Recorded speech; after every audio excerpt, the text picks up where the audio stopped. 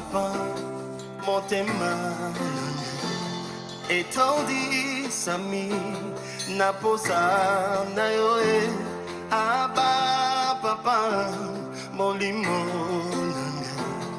ezo ganga koluka yoe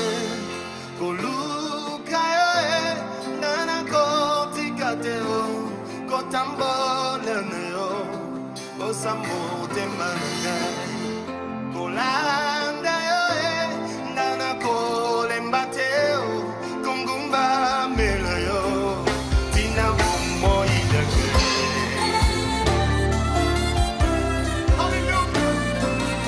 Bien-aimés, nous remercions le Seigneur qui a permis que nous puissions être. Nous sommes en train de parler d'un sujet important, la responsabilité des serviteurs de Dieu à l'égard de l'œuvre du Seigneur, c'est-à-dire de son Église.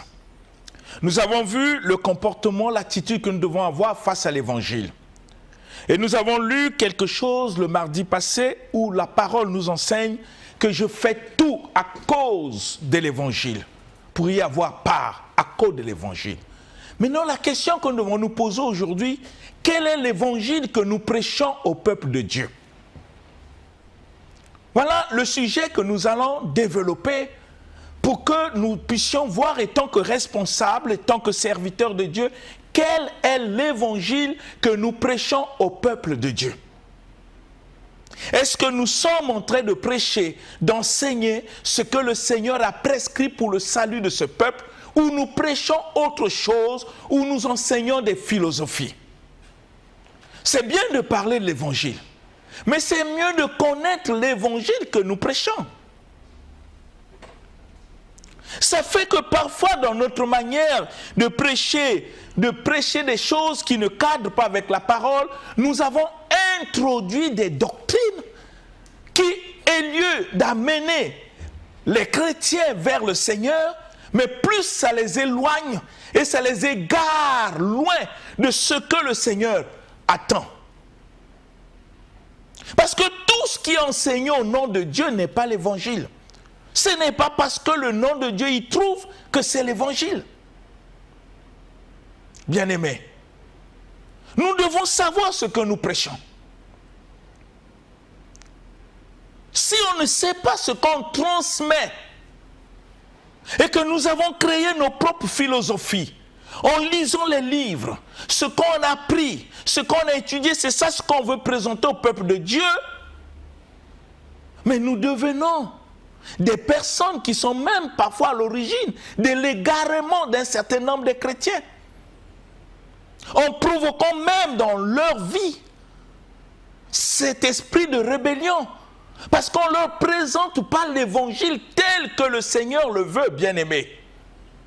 Quel évangile nous prêchons? Quel évangile nous enseignons? Réfléchissons un peu, qu'est-ce qui est enseigné dans nos églises? C'est bien d'avoir beaucoup de gens à l'église, c'est bien d'être fier de voir la quantité de personnes qui fréquentent nos églises. Mais qu'est-ce que nous leur enseignons? Qu'est-ce que nous leur apportons comme message pour leur vie, pour leur salut? Est-ce que ce que nous enseignons, c'est ce que le Seigneur Jésus a prescrit? Et moi je pense qu'au cours de cette émission, nous allons parler de ces messages de l'évangile. Et ça va aider beaucoup de chrétiens. Et ça va nous aider à comprendre ce que le Seigneur veut que son Église puisse écouter comme évangile. Parce qu'aujourd'hui, il y a tellement de choses qui sont prêchées dans nos églises au nom de Dieu, mais qui n'ont rien à voir avec ce que le Seigneur a prescrit. Nous avons tellement ajouté nos philosophies, nos connaissances, parfois nos révélations qui ne cadrent même pas avec la parole. Nous avons parfois fait sortir des versets bibliques dans leur contexte et ça devient comme des prétextes. Et nous disons que c'est une révélation. Bien-aimés, c'est bien qu'on soit pasteur, c'est bien qu'on soit évangéliste, c'est bien, c'est pas mauvais. Mais qu'est-ce que nous transportons comme message pour la vie de ceux qui sont à l'église?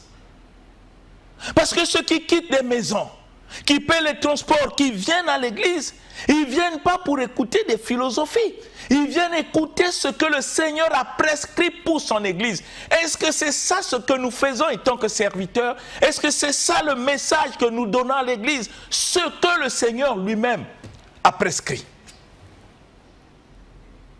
Bien-aimés, c'est ça ce qui est important. C'est ça ce que nous devons comprendre, ce que nous enseignons. Parfois, nous venons à l'église, nous enseignons nos expériences, nous enseignons nos voyages, nous enseignons tellement de choses, mais sauf l'évangile.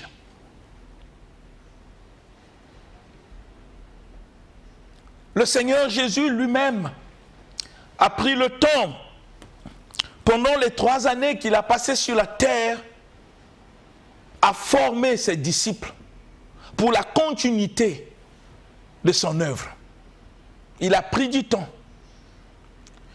Il ne leur a pas enseigné autre chose que l'évangile. Ce qui devait être, ce qu'il devait faire et comment il devait vivre et marcher pour que le nom du Seigneur soit glorifié. C'est ce que Jésus a fait. C'est ce que Paul a fait, c'est ce que Jean a fait. Tous ces apôtres qui enseignaient, ils ont donné à l'Église ce que le Seigneur attendait d'eux. L'apôtre Paul, même dans le livre des Actes des Apôtres, disait « Je vous ai donné tout le conseil de Dieu et je suis innocent de votre sang. » Il donne la responsabilité à chaque chrétien de comprendre s'il échoue dans sa vie chrétienne, ce n'est pas la faute du prédicateur ou de Dieu, mais c'est sa faute parce qu'il n'a pas pu mettre en pratique dans sa vie ce que le Seigneur attendait de lui. Qu'est-ce que nous enseignons comme évangile?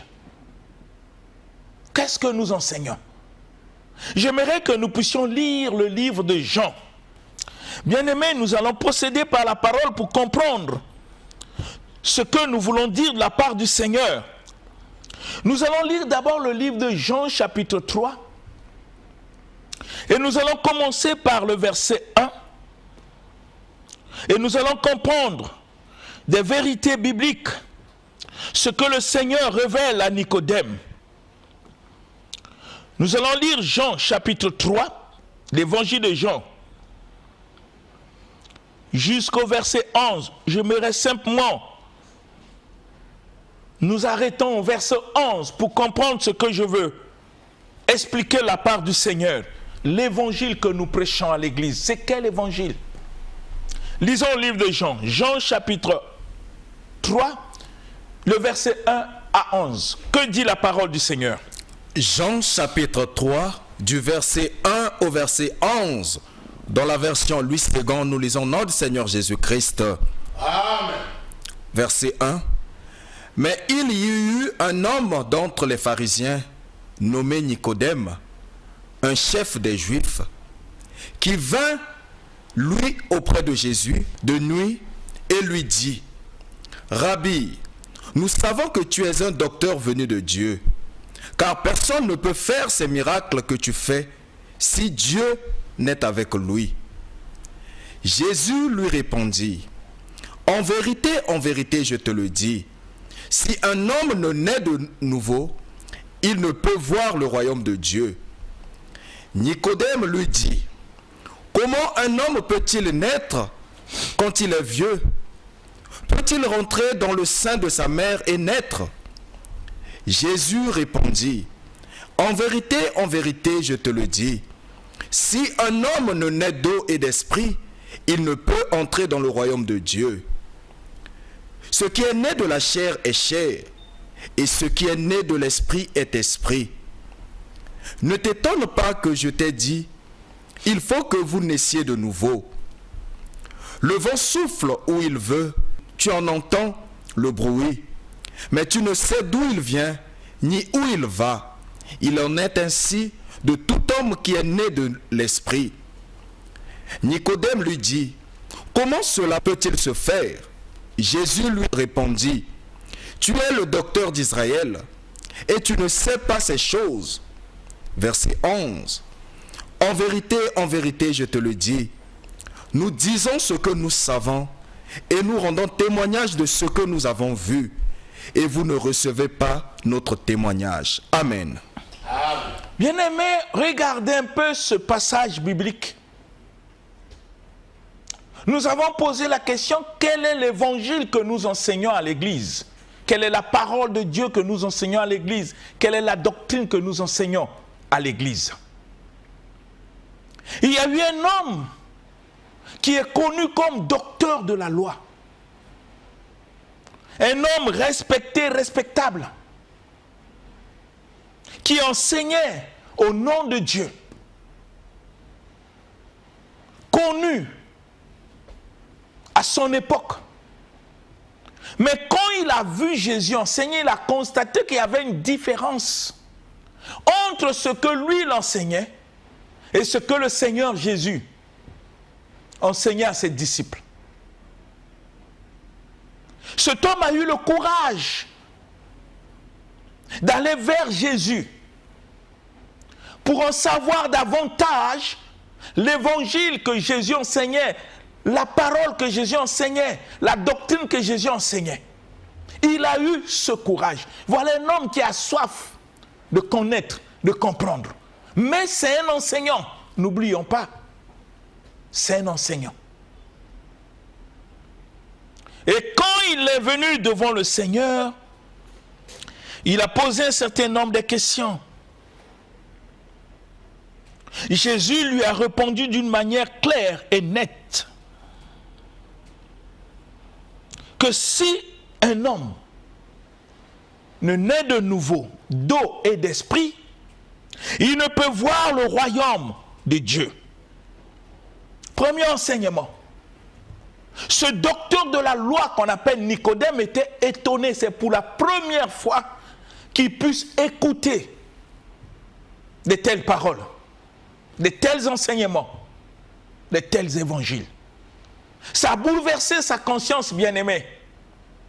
Il a eu le courage de poser la question à Jésus: comment un homme peut-il naître s'il est vieux? Peut-il rentrer dans le sein de sa mère et naître? C'est une question qu'il pose à Jésus. Mais Jésus répondit pour dire: en vérité, je te le dis, si un homme ne naît d'eau et d'esprit, ne peut voir le royaume de Dieu. Ce qui est né de la chair est chair, et ce qui est né de l'esprit est esprit. Ne te tourne pas que je t'ai dit, il faut que vous naissiez de nouveau.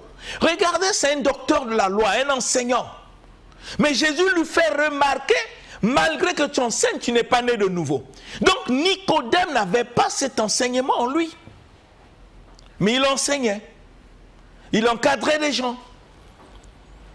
Il leur enseignait au nom de Dieu. C'est ainsi que nous avons posé la question: quel est le message que nous enseignons à l'Église? Quel est l'évangile? Quel est l'enseignement que nous donnons à l'Église? Nicodème lui dit: comment cela peut-il être possible? Jésus lui répondit. Écoutez la réponse de Jésus. J'aime ce verset 10. Il dit: tu es docteur de la loi, tu es le docteur d'Israël. Et tu ne connais pas ces choses. Tu es le docteur d'Israël. Et tu ne connais pas ces choses. Ça, c'est le verset 10. Je vais prendre notre version, la Bible de Jésus-Christ. Il dit, Jésus lui répondit: tu es docteur d'Israël et tu ne connais pas ces choses. Parce que dans la Bible de Jésus-Christ, son papa naît d'être engendré. Il est docteur de la loi. C'est un enseignant de la parole. Il était en face de celui qui est la parole. Ce que lui lisait, ce qu'il enseignait. Cette parole qui s'est faite chair, il était en face. Et la parole lui dit: toi tu es enseignant, tu ne connais pas ces choses. Bien-aimé, posons-nous la question. Si celui qui est docteur de la loi ne connaît pas ces choses que Jésus enseigne, qu'est-ce qu'il enseigne au peuple? Qu'est-ce qu'il donne au peuple? Lui qui est docteur de la loi. C'est ainsi que nous insistons. Qu'est-ce que nous enseignons au peuple de Dieu? Quel est l'évangile que nous donnons à ce peuple? Quelle est la bonne nouvelle que nous donnons à ce peuple? Quel est l'enseignement que nous donnons à l'Église de Dieu? Parce que le Seigneur a déjà prescrit ce qui doit être enseigné. C'est ainsi qu'il a dit à ses apôtres, enseignez-leur à observer tout ce que je vous ai prescrit. C'est afin d'éviter que nous amenons nos philosophies, nos pensées pour donner au peuple de Dieu. Ce qui doit être enseigné, ça a été déjà prescrit par le Seigneur. Nous sommes que des porte-paroles du message de notre Seigneur Jésus-Christ. Nous transmettons exactement, droitement, fidèlement ce que le Seigneur a prescrit à son Église. Cela sous-entend, bien-aimé, qu'un apôtre, un pasteur, un docteur, un évangéliste, un prophète, nous n'avons pas le message. Nous portons que le message que le Seigneur Jésus a prescrit à son Église selon la grâce qu'il a donnée à chacun. Et c'est ça ce que nous devons enseigner, dire au peuple. C'est ainsi que le Seigneur dit à Nicodème, tu es docteur de la loi, tu es pasteur, tu es apôtre, tu es prophète. Comment tu ne connais pas ces choses? Si nous ne connaissons pas les enseignements que Jésus a prescrits à son Église, qu'est-ce que nous enseignons au peuple de Dieu? Quel est le message que nous donnons au peuple de Dieu? Parce que le Seigneur refuse que nous puissions donner au peuple des philosophies, des choses que nous avons lues dans les livres, parce que lui-même il a prescrit, mais il a inspiré la parole. Pourquoi le Seigneur a inspiré la parole? C'est afin que ça soit enseigné. Qu'est-ce que nous devons enseigner? C'est ce que Dieu lui-même a inspiré. Est-ce que c'est mauvais de faire les études théologiques? Non. Est-ce que c'est mauvais d'être dans les instituts bibliques? Non. Est-ce que c'est mauvais de faire des recherches? Non, bien-aimé. Est-ce que c'est mauvais de lire les livres? Non. Mais nous devons comprendre que quand nous sommes dans l'église, ce que nous devons enseigner, ce n'est pas ce que nous avons lu dans les livres. Ce que nous devons enseigner, c'est ce que Jésus a prescrit, ce qu'il a inspiré, dit, la parole a été inspirée pour être enseignée. C'est la parole. C'est ce que Jésus a laissé. C'est ainsi qu'il nous a établis. Il a donné des portions d'enseignement à chacun selon la grâce pour que nous puissions transmettre au peuple non notre philosophie, notre sagesse, notre intelligence, non ce que nous avons lu dans des livres, mais transmettre exactement ce que lui, il a prescrit pour son Église. Et Jésus dit à Nicodème, tu es docteur de la loi.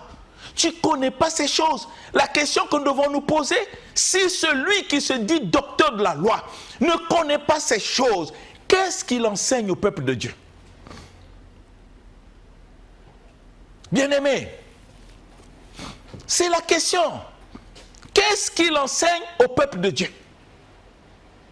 Nous devons faire très attention dans ce que nous enseignons. Il faut que, tant que serviteurs de Dieu que nous sommes, nous devons nous rassurer que ce que nous enseignons, c'est exactement ce que le Seigneur a prescrit pour son Église. Et dans ce que le Seigneur a prescrit, il n'y a pas l'erreur. C'est ainsi que, quand nous avons lu le livre de Thessaloniciens, l'apôtre Paul précise, nous enseignons l'évangile selon que Dieu nous a jugés dignes de nous confier l'évangile. Quand Dieu nous établit en tant que serviteurs, cela sous-entend qu'il nous a jugés dignes de nous confier l'évangile que nous allons transmettre au peuple, enseigner au peuple. Nous n'avons pas autre chose à enseigner que les enseignements que Jésus a prescrits pour son Église, afin d'amener les enfants de Dieu vers le Seigneur, de le connaître, de l'adorer, de le servir pour qu'il soit plus ballotté par tout vent de doctrine. Quand le Seigneur nous parle dans le livre d'Éphésiens, il y a beaucoup de doctrines. N'oublions pas cela, il y a plein de doctrines. Mais pour que les âmes, les fidèles, les gens qui viennent à l'église ne puissent pas être ballottés par tout vent de doctrine, nous devons leur transmettre l'enseignement que Jésus a prescrit, ce qu'il a inspiré pour son église. Bien-aimés, sinon nous-mêmes, étant comme de Dieu, nous allons contribuer à l'égarement même des personnes auxquelles Jésus a payé de sa vie sur la croix. Nicodème, tu es docteur de la loi. Tu ne connais pas ces choses. Et Jésus dit dans son discours, c'est ce que j'aime. Il dit, en vérité, je te le dis, nous disons ce que nous savons, ce que nous connaissons. On ne peut pas enseigner ce qu'on ne connaît pas. Ce n'est pas possible, bien-aimé. Comment je peux être derrière le pupitre, derrière la chaire, et enseigner ce que je ne connais pas? Il faut que j'ai d'abord la connaissance de ce que je dois enseigner. Si Dieu m'a donné ce qu'il a prescrit pour que j'enseigne, ça veut dire que j'ai déjà la connaissance de ce qu'il m'a prescrit. Et c'est ça ce que je transmets sans erreur. Je suis comme ce porte-parole du Seigneur. Je dis exactement ce que lui l'a dit. C'est de la même manière que le Seigneur avait dit à Moïse. Quand Moïse était en train de construire le tabernacle, Dieu dit, prends soin de faire selon le modèle que je t'ai montré. C'est afin que Moïse ne puisse pas ajouter autre chose que ce que Dieu lui a montré. C'est de la même manière. Quand Dieu nous confie l'évangile, nous devons l'enseigner tel que lui nous a confié, tel qu'il veut que ça soit enseigné. C'est ainsi que nous posons la question, qu'est-ce que nous enseignons dans nos églises? Nicodème, c'est un enseignant. Mais Jésus lui met devant un fait accompli pour lui dire que tu es docteur, tu ne connais pas ces choses. Mais si tu ne le connais pas, qu'est-ce que tu enseignes? Et les enseignements que tu donnes, c'est pour amener les âmes où? Et Jésus précise que nous enseignons ce que nous savons, ce que nous connaissons. Un prédicateur ne peut pas enseigner ce qu'il ne connaît pas. Parce qu'il est le premier à recevoir le message pour transmettre au peuple qui vient de Dieu. Il doit avoir la connaissance de ce qu'il est en train d'enseigner pour ne pas tâtonner. C'est là où l'apôtre Paul précise, notre prédication ne se repose pas sur l'erreur. Selon que Dieu nous a jugés dignes de nous confier l'évangile. Il n'a pas appris, mais on l'a confié l'évangile. Qu'est-ce que nous enseignons dans nos églises? Et c'est ce que nous allons voir au cours de cette émission pour comprendre qu'est-ce qui doit être enseigné, qu'est-ce qu'on doit enseigner à l'église. Qu'est-ce que l'église doit comprendre de ce que le Seigneur a prescrit.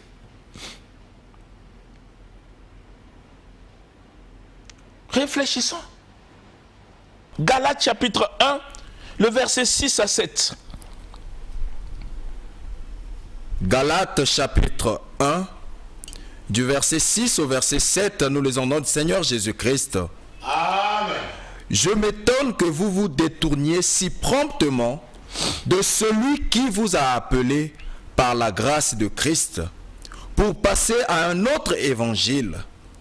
Non pas qu'il y ait un autre évangile, mais il y a des gens qui vous troublent et qui veulent renverser l'évangile de Christ. Amen.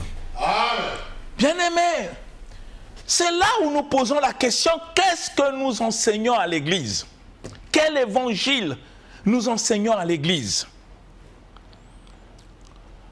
l'apôtre Paul a fait ce constat. Et il parle parce qu'il y avait un danger.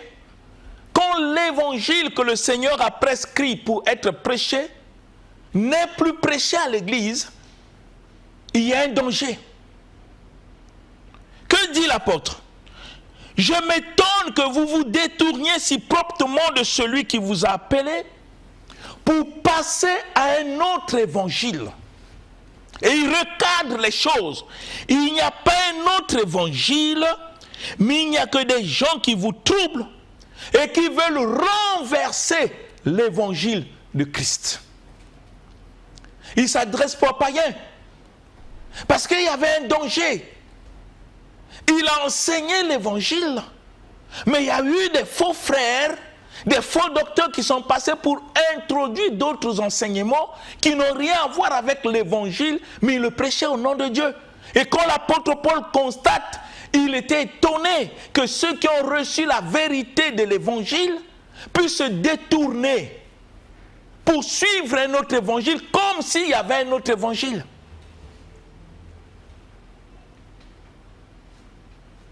Il dit, il n'y a que des gens qui vous troublent. Mais ils vous troublent comment? En amenant des doctrines et des enseignements qui n'ont rien à voir avec ce que Jésus a prescrit pour son Église. C'est ça le danger qui guette l'Église. C'est le danger qui guette l'Église. Aujourd'hui. Ça n'a pas commencé à notre temps. Depuis les temps anciens. Donc nous devons faire attention pour se rendre compte qu'est-ce que nous enseignons à l'Église. Quel enseignement nous donnons à l'Église? Est-ce que l'enseignement est conforme à ce que le Seigneur lui-même a laissé? Ou nous sommes en train d'introduire d'autres messages au nom de Dieu, ou une mauvaise compréhension des Écritures, et nous formulons des choses qui ne sont pas conformes. Ça constitue un danger pour ceux qui viennent pour le salut et pour ceux qui sont sauvés. Et l'apôtre Paul fait ses remarques. Si vous continuez à le lire, il dit, même si nous-mêmes, nous disons le contraire de ce que nous avons enseigné, qu'on soit maudit. Il dit, même si un ange descend du ciel pour vous enseigner notre évangile, qu'il soit maudit. C'est important, bien-aimés, de comprendre ce qu'on est en train d'enseigner à l'Église. Est-ce que les choses que nous enseignons à l'Église, c'est ça ce que Jésus a prescrit? Est-ce que c'est ça ce que le Seigneur a prescrit? Pour pousser les enfants de Dieu à le mettre en pratique, il faut qu'on se rassure si ce qui est enseigné, c'est ça ce que Dieu attend.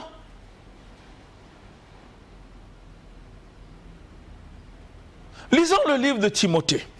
J'aimerais que nous puissions regarder la parole pour comprendre beaucoup de choses. Nous lisons le livre de Timothée, 1 Timothée chapitre 6. Nous allons lire à partir du verset 3.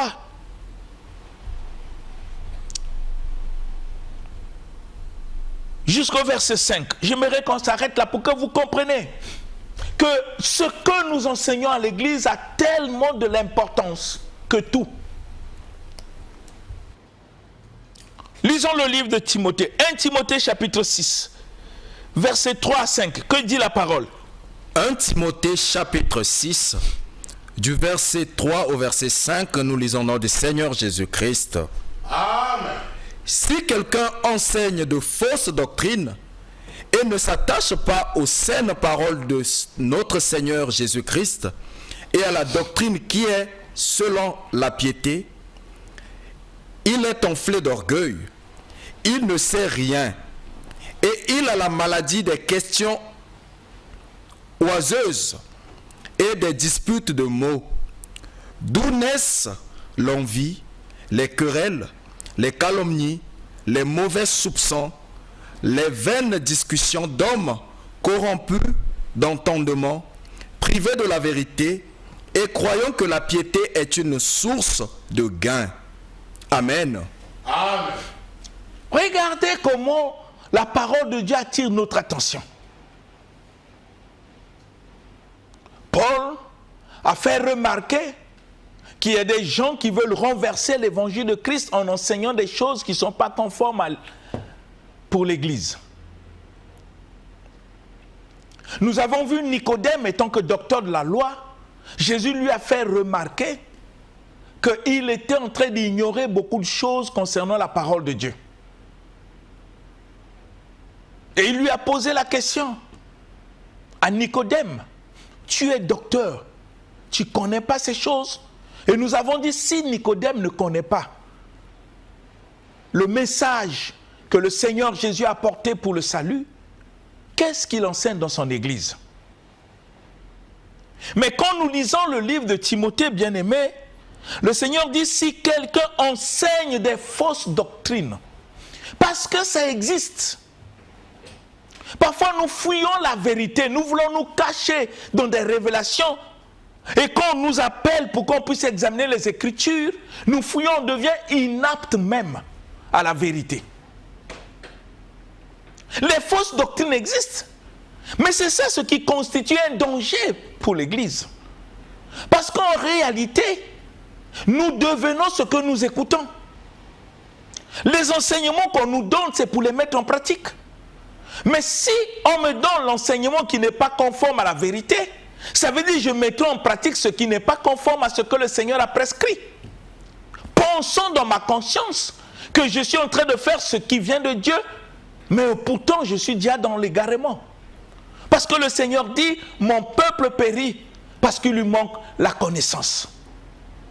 Et la Bible dit que si quelqu'un enseigne des fausses doctrines et ne s'attache pas aux saintes paroles de notre Seigneur Jésus-Christ et à la doctrine qui est selon la piété ou selon la vérité, regardez les qualificatifs, il est enflé d'orgueil, il ne sait rien, il a la maladie des questions oiseuses et des disputes des mots. De là viennent l'envie, les querelles. De là naissent même l'envie, les querelles, les calomnies, les mauvais soupçons, les vaines discussions d'hommes corrompus d'entendement, privés de la vérité, et ils croient que la piété c'est une source de gain. J'aime ça en français courant, on dit, ils pensent que la foi en Dieu c'est un moyen de s'enrichir. Donc il y en a des fausses doctrines. C'est la question que nous posons. Qu'est-ce que nous enseignons dans nos églises? Et tant que serviteurs, parce que c'est notre responsabilité. Nous avons pour mission d'édifier l'Église en vue de l'œuvre du ministère, comme dit le livre d'Éphésiens. Dieu nous montre qu'il y a des fausses doctrines. Si ça n'existait pas, ce passage ne devait pas être. C'est un avertissement pour que nous sachions ce que nous enseignons dans nos églises. Est-ce que c'est la doctrine selon la piété ou c'est des fausses doctrines? Et c'est ce que nous allons voir, bien-aimés. Et c'est très important de comprendre ces choses. Si nous ne comprenons pas, nous risquons d'amener les âmes à la perdition. Parce que regardez le livre d'Éphésiens 4, nous allons lire, vous allez comprendre les raisons d'enseigner des bonnes doctrines, ce que le Seigneur a prescrit. C'est pour éviter que les gens soient emportés par tout vent de doctrine. Lisons un peu ce livre, pourquoi Dieu a établi les ministères. Il y a beaucoup de passages que nous allons lire pour que nous comprenions avant de rentrer à ce qui doit être enseigné. Éphésiens chapitre 4, le verset 11 à 14, si on peut nous lire ça vite. Éphésiens chapitre 4, du verset 11 au verset 14, nous lisons au nom du Seigneur Jésus-Christ. Amen. Verset 11. Et il a donné les uns comme apôtres, les autres comme prophètes, les autres comme évangélistes, les autres comme pasteurs et docteurs, pour le perfectionnement des saints en vue de l'œuvre du ministère et de l'édification du corps de Christ, jusqu'à ce que nous soyons tous parvenus à l'unité de la foi et de la connaissance du Fils de Dieu, à l'état d'homme fait, à la mesure de la stature parfaite de Christ, afin que nous ne soyons plus des enfants flottants et emportés à tout vent de doctrine par la tromperie des hommes, par leur ruse dans les moyens de séduction. Amen. Amen. Vous voyez la responsabilité de ce qu'on doit enseigner à l'Église pour que nous ne soyons plus des enfants emportés par tout vent de doctrine. C'est ce que dit la parole. Nous ne soyons plus des enfants flottants et emportés par tout vent de doctrine, par la tromperie des hommes, par leur ruse dans le moyen de séduction. Bien-aimés, je veux qu'on puisse y réfléchir. C'est bien d'avoir une église. C'est bien d'être à la tête d'une église. C'est bien d'avoir une église remplie des fidèles. Oui, c'est bien. Mais la question, qu'est-ce que nous enseignons? Qu'est-ce que nous apportons à ces personnes? Quel enseignement nous donnons à ces gens? Si ce n'est ce que le Seigneur a prescrit, est-ce que nous-mêmes nous avons la connaissance de ce que Jésus a prescrit pour le transmettre, pour l'enseigner à ces âmes qui viennent dans nos églises? C'est ce que nous devons poser comme question et réfléchir. Qu'est-ce que tu enseignes? Qu'est-ce que j'enseigne? Qu'est-ce que nous enseignons aux gens? Je veux que nous réfléchissions, bien-aimés. Le mardi prochain, nous allons revenir parce qu'il y a beaucoup de choses à dire pour l'édification du corps de Christ. Que le Seigneur nous aide à comprendre afin que nous ne puissions pas tomber dans des fausses doctrines. C'est au nom de Jésus-Christ que je le demande. Amen. Amen. L'émission Parole de vie avec le pasteur Lévi Nikwe, chaque mardi à partir de 17h10 sur DRTV International. Papa, motema etondi sami naposa na yoe aba papa